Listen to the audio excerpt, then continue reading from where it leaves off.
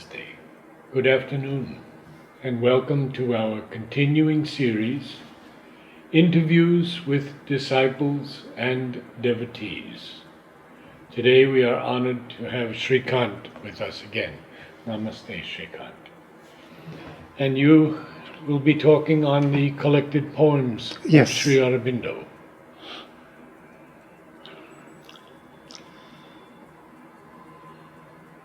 In some faint dawn, in some dim eve, like a gesture of light, like a dream of delight, thou comest nearer and nearer to me. Invitation. Now this is a poem that Aurobindo has written being in the Alipur jail, Alipur Court. There was a general complaint that the boys are forgetting their English. So Aurobindo wrote this poem and then he had a class or something like that with Nalinikant Gupta and others. So the content of the poem also is being in the jail, what you are aspiring. With wind and weather beating round me, up to the hill and moorland I go. Who will come with me? Who will climb with me? Wade through the brook and tramp through the snow. Not in the petty circle of cities, cramped by your doors and your walls I dwell. Over me, God is blue in the welkin. Against me, the wind and the sport rebel. I sport with solitude. Here in my regions of misadventures have made me a friend. Who would live largely? Who would live freely? Here, to the wind-swept uplands ascend. I am the Lord of tempest and mountains.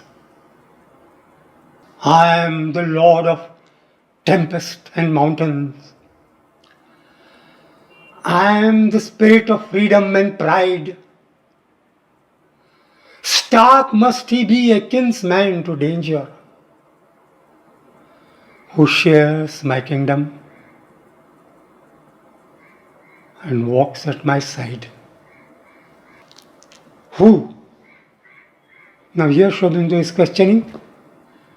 God is there everywhere. So, asking the question is who? In the blue of the sky, in the green of the forests,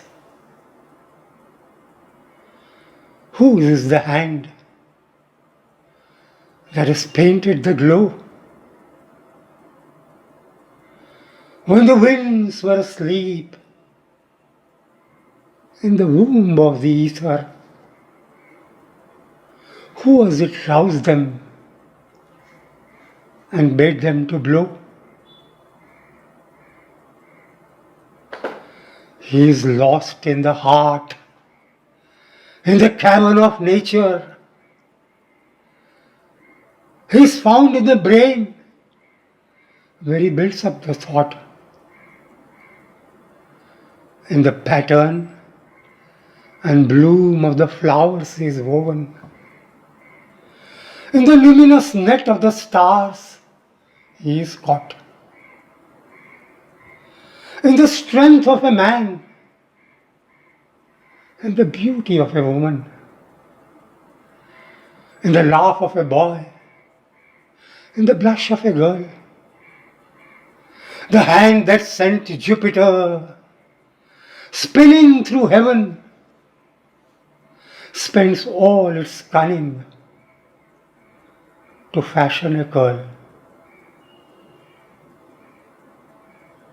But these are his works, and his veils, and his shadows.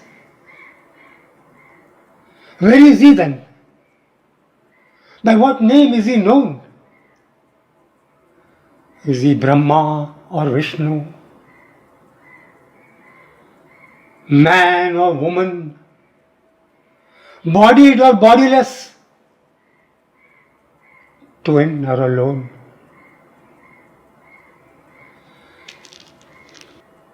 These are his works, and his veils, and his shadows. But then by what name is he known? Is he Brahma or Vishnu? A man or a woman? Bodied or bodiless? Twin or alone? We have love for a boy who is dark and resplendent. A woman is lord of us, naked and fierce. We have seen him amuse in the snow of the mountains. We have watched him at work in the heart of the spheres.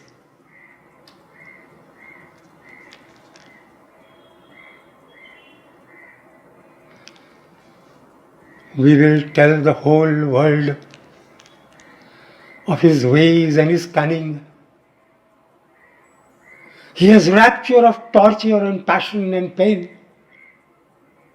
He drives us to sorrows and weeping, then lures with his beauty and his joy again. All music is only the sound of his laughter. All beauty, the smile of his passionate bliss. Our lives are his heartbeats. Our rapture, the bridal of Radha and Krishna. Our love is their kiss. His strength that is loud in the blare of the trumpet. And he rides in the car and he strikes in the spear. He slays without stint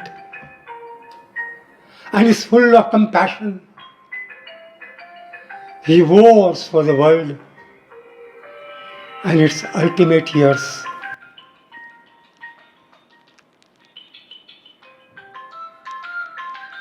In the sweep of the worlds,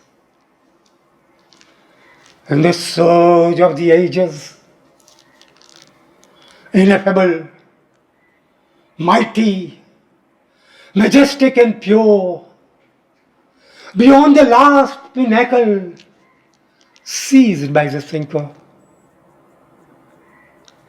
He is throned in his seat that forever endure. The master of man and his infinite lover. He is close to our heart. Had we vision to see, we are blind in our pride and the pomp of our passion. We are bound in our thoughts where we hold ourselves free. It is he in the sun who is ageless and deathless,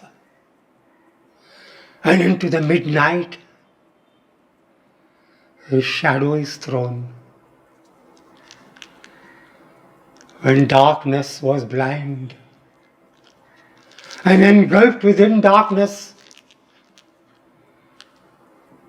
he was found seated within it, immense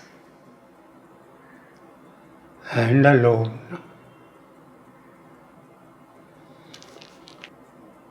A vision of science. I dreamed that in myself the world I saw. Three angels strove for mastery. Law was one, clear vision and denial cold, yet in her limits strong, presumptuous, bold. The second with enthusiasm bright, flame in her heart, but round her brows the night faded as this advanced. She could not bear the searching gaze, nor the strong chilling air these thoughts created, nourishing our parts of mind, but petrifying human heart. Science was one, the other gave her name, religion.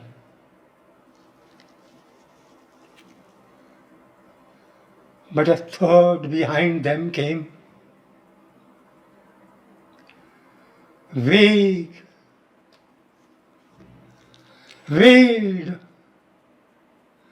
mystic, and had no right upon the world, but lived in her own light.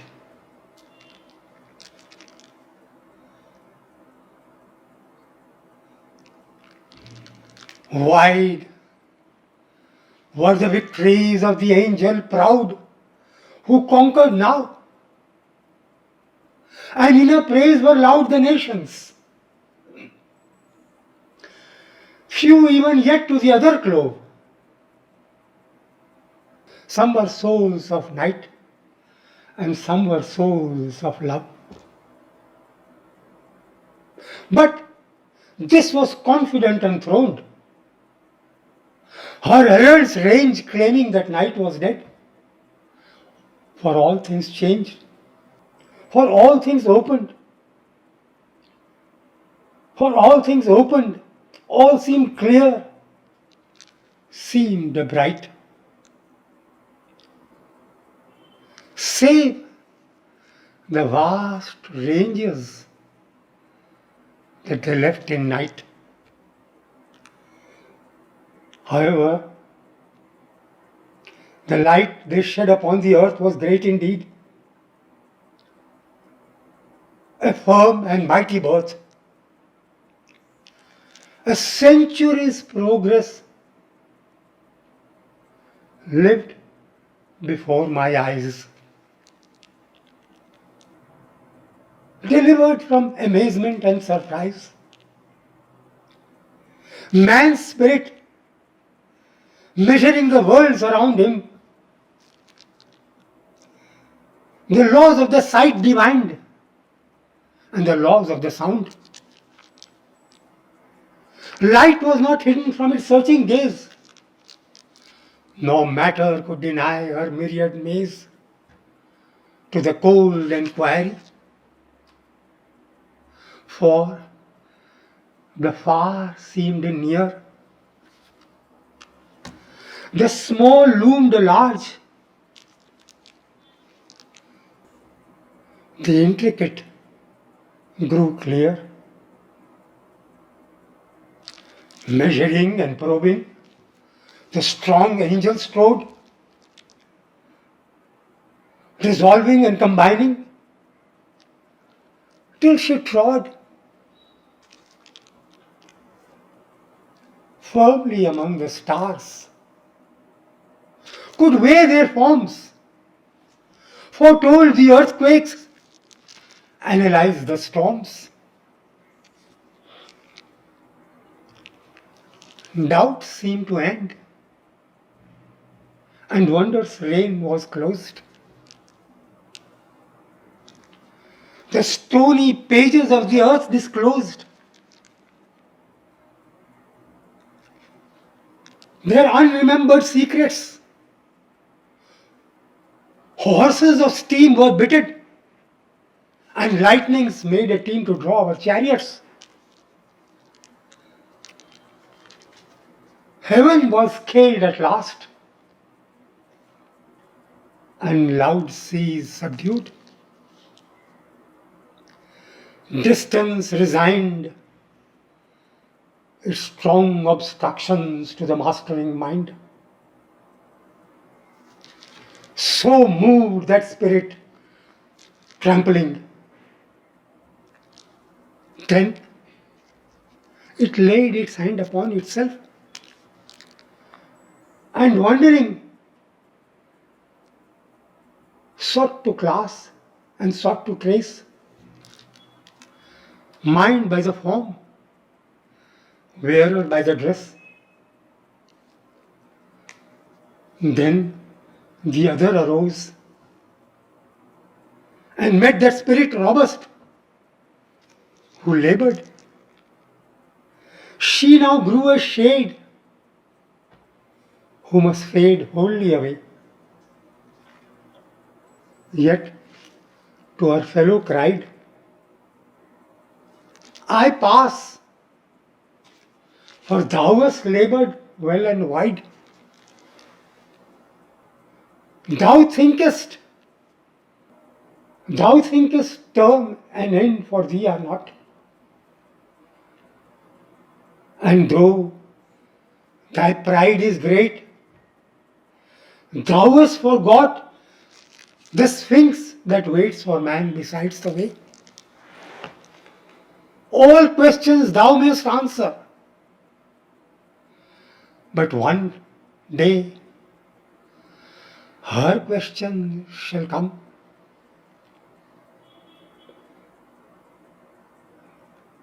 That reply, as all we must, for they who cannot die. She slays them, and their mangled bodies lie upon the highways of eternity. Therefore, if thou wouldst live, know first this thing. Who art thou in this dungeon laboring? And science confidently,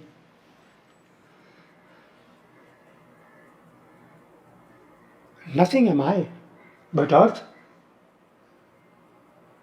tissue and nerve, from the seed a birth, a mold, a plasm, a gas, a little, that is much. In these grey cells that quiver to each touch, the secret lies of man. They are the things called I. Matter insists and matter makes reply. Shakespeare was this. This force in Jesus yearned and conquered by the cross. This only learned the secret of the suns that blaze afar. This was Napoleon's giant mind of war.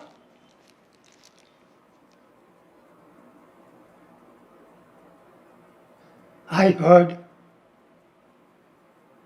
and marveled within myself to see infinite deny infinity. Yet the weird paradox seemed justified. Even Even mysticism shrank out mystified. But the third angel came and touched my eyes. I saw the mornings of the future rise. I heard the voice of an age unborn that comes behind us and our pallid morn. And from the heart of an approaching light, one said to man, "Know thyself infinite. Who shall do mightier miracles than these? Infinite, moving mid infinities."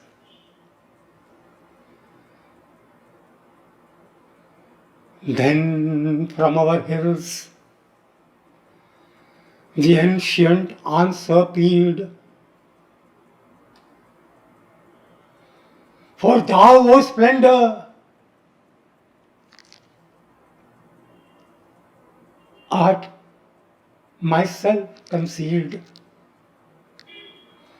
and the grey cell contains me not.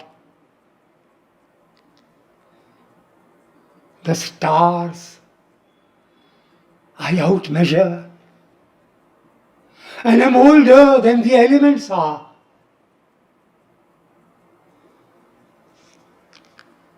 Whether on earth or far beyond the sun,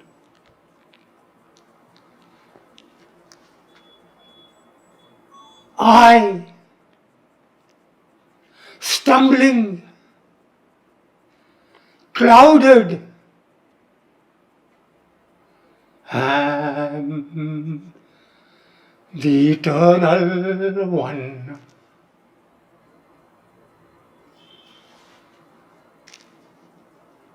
So science, debate between science, religion, and finally spirituality comes.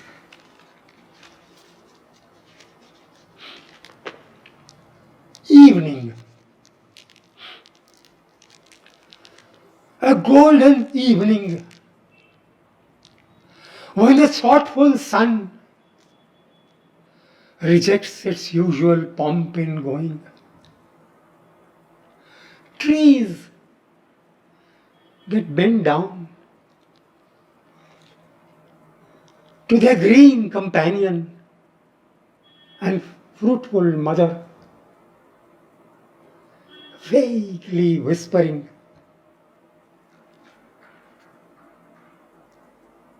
these and a wide silent sea. Such hour is nearest God, like rich old age, when the long ways have all been trod.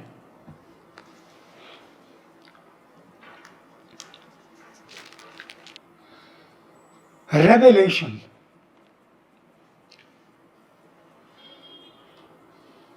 Someone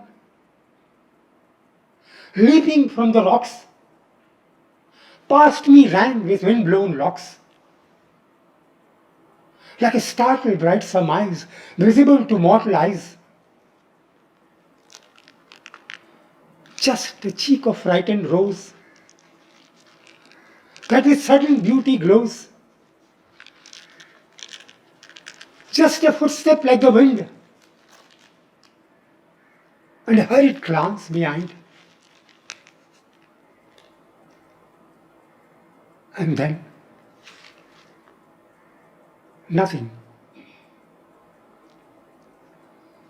As a thought escapes the mind ere it is caught, someone of the heavenly route from behind the veil rang out.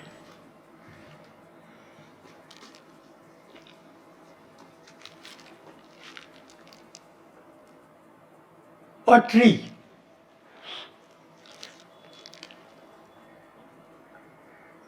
A tree beside the sandy river beach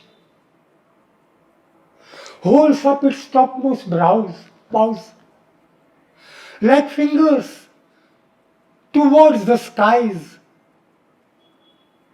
they cannot reach. Earthbound, heaven amorous. This is the soul of man, body and brain hungry for earth, our heavenly flight detain.